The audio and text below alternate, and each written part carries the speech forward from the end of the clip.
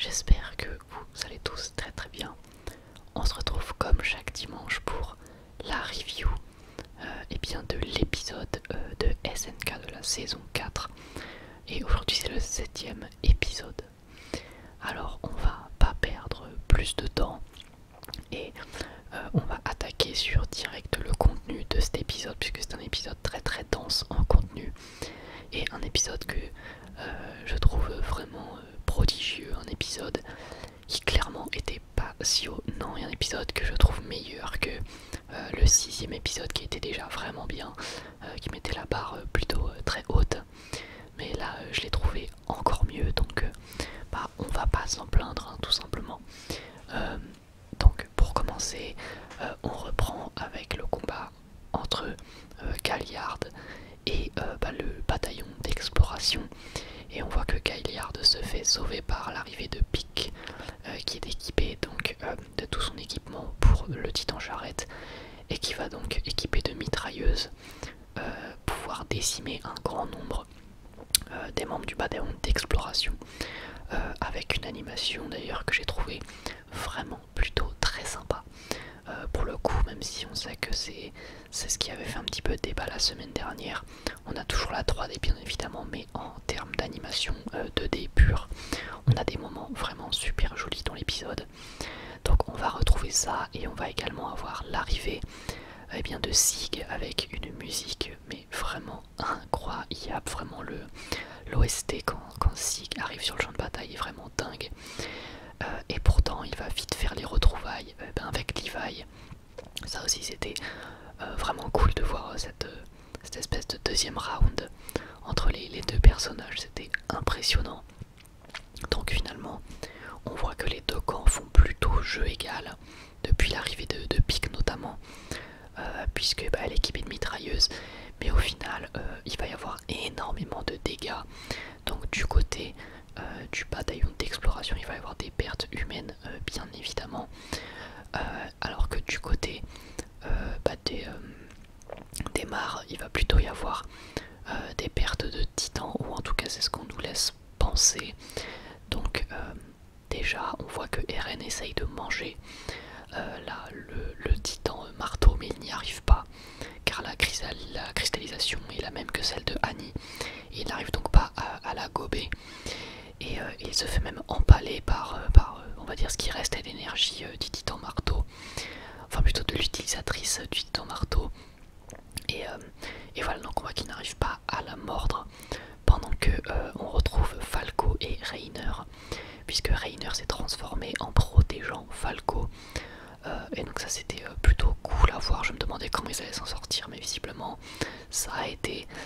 Et Reiner qui visiblement n'a plus envie de bouger, n'a plus envie de vivre, il est dans un espèce d'état inconscient, faisant qu'il n'a plus spécialement envie de se battre ou de se relever ou quoi que ce soit. Donc chose qu'on comprend grâce aux épisodes précédents, lorsqu'il disait qu'il n'avait plus spécialement envie de vivre. Donc voilà, donc là-dessus c'était plutôt compréhensible.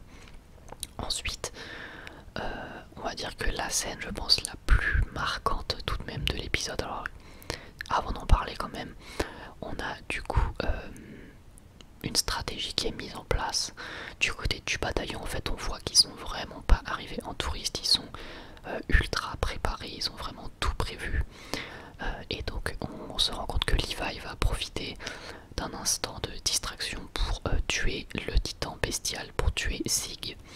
Alors après, est-ce que il est vraiment mort?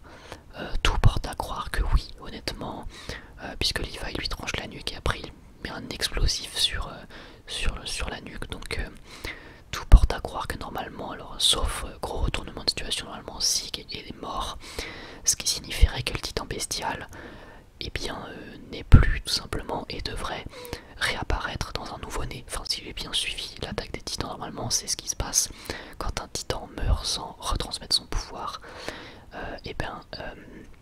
Tout simplement il se retransmet, il se révèle dans le corps d'un nouveau-né, il me semble que c'est ça, ou en tout cas d'un nouvel Eldien, au hasard quoi en gros. Donc voilà pour Sig. Et après on a la scène la plus marquante et la scène absolument folle, la scène où t'y crois pas quand tu la vois, c'est Armin qui va détruire la flotte eh bien des mares en se transformant en titan colossal. Donc on le sait, le titan colossal quand il se transforme, il fait une grosse explosion, une énorme explosion qui rappelle vachement une explosion nucléaire et qui crée une onde de choc qui va tout raser aux alentours. Et voir Armin faire ça, c'est ultra choquant, mais vraiment, ça fait super bizarre parce qu'on le connaît, Armin c'était quelqu'un à la base de tout, de gentil, de très très très humain. Et là il a une évolution absolument dingue et après il dit une phrase qui est marquante aussi, qui dit voilà le point de vue que tu avais Bertholdt, comme s'il avait de la compréhension, comme si il avait de la pitié pour Bertholdt, de se dire finalement tu devais pas te sentir bien et je le comprends quoi. Moi c'est ce que ça m'a fait ressentir quand j'ai vu Armin dire ça avec un aspect apeuré, ou en tout cas un aspect, enfin avec un air vraiment dépité, parce que il fait ça par la force des choses quoi. Et c'est vraiment impressionnant. D'ailleurs on note que le titan colossal est dessiné en 2D, donc ça je sais que ça fera plaisir à plus d'une personne, puisque la 3D notamment sur le titan colossal, on se souvient dans la 3ème saison, ça rendait pas très très bien. Là comme il n'est pas très longtemps à l'écran, eh bien une simple 2D a suffi et ça rend vraiment très très bien, donc c'était cool. Et ensuite on va voir du coup, on reprend le combat et on voit que Pieck parle à Porco et lui dit que de toute façon ils ont l'avantage car ils sont encerclés. Mais au final on va voir que ils vont quand même perdre cet avantage là, puisque Angie va arriver avec un dirigeable pour récupérer tout le monde qui ont mis des balises. Et ce qui est un plan quand même risqué. Et en plus on voit Sacha qui va finalement tuer une des personnes qui est au niveau de l'équipement de Pieck dans les mitrailleuses.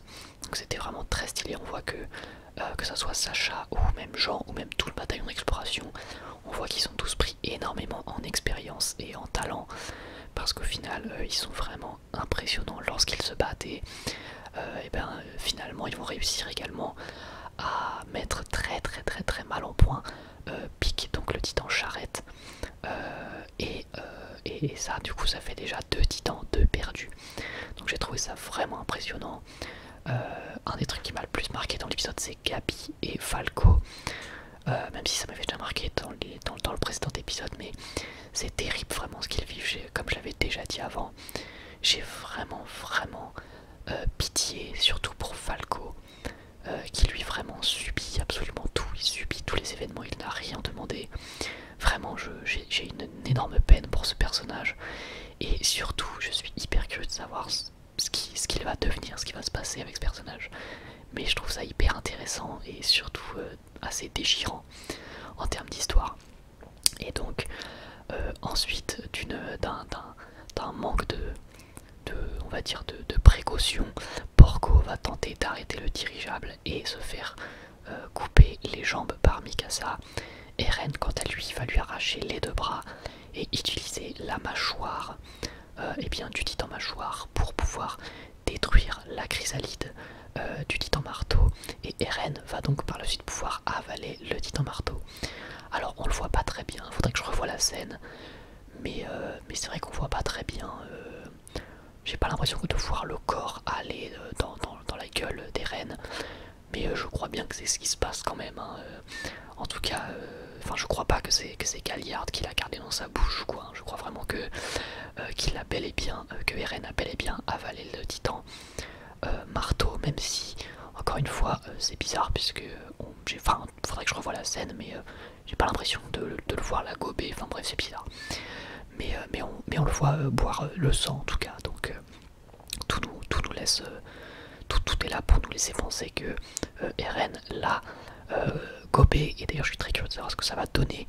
Est-ce que ça veut dire qu'il peut se transformer en titan marteau? Est-ce que ça veut dire que ça fusionne les 2 pouvoirs avec le titan qu'il a déjà et le titan marteau? Est-ce que ça va lui donner les capacités du titan marteau simplement? Je sais pas du tout, j'ai hâte de voir ça. Mais moi je pense que ça lui donne juste les capacités du titan marteau. Donc voilà, énorme coup dur pour le camp de Mar, puisqu'ils ont perdu le titan. Ah oui non, dernier événement quand même très très important. Gabi et Falco vont hurler le nom de Rainer qui va leur demander dans sa tête d'arrêter parce qu'il en a juste marre, mais il va céder et se transformer. Et sa transformation est super bizarre, on n'est plus du tout sur le titan qu'on connaît, le titan cuirassé qu'on connaît. Là on voit bien la forme de sa bouche, il est vraiment très très bizarre. J'ai l'impression que c'est parce que la transformation elle est pas complète, je suis quasiment sûr que c'est ça. J'ai l'impression qu'il n'a pas fait une transformation à 100%, sans doute parce qu'il est fatigué ou parce qu'il en a marre. Mais j'ai pas l'impression que sa transformation soit complète. En tout cas, le design est vraiment super cool, super intéressant. Et ça donne un coup de vent frais, quoi. C'était vachement sympa de le voir comme ça. Enfin voilà, énorme coup dur pour le camp de Mar.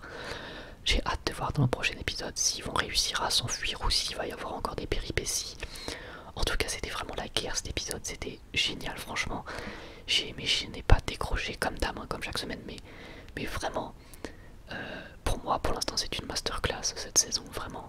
J'adore, je kiffe le fait de découvrir cette histoire parce que, encore une fois, pour moi, ceux qui sont le plus déçus, c'est ceux qui connaissent ce qui se passe, mais le fait de ne rien connaître, vraiment, c'est surkiffant et j'ai juste adoré. Donc n'hésitez pas à me dire dans les commentaires ce que vous en avez pensé, j'ai hâte de vous lire. Je vous remercie beaucoup pour votre soutien, j'espère que cette review vous aura plu, que l'épisode vous aura plu. Et voilà, je vous remercie de m'avoir écouté et moi j'ai plus qu'à vous dire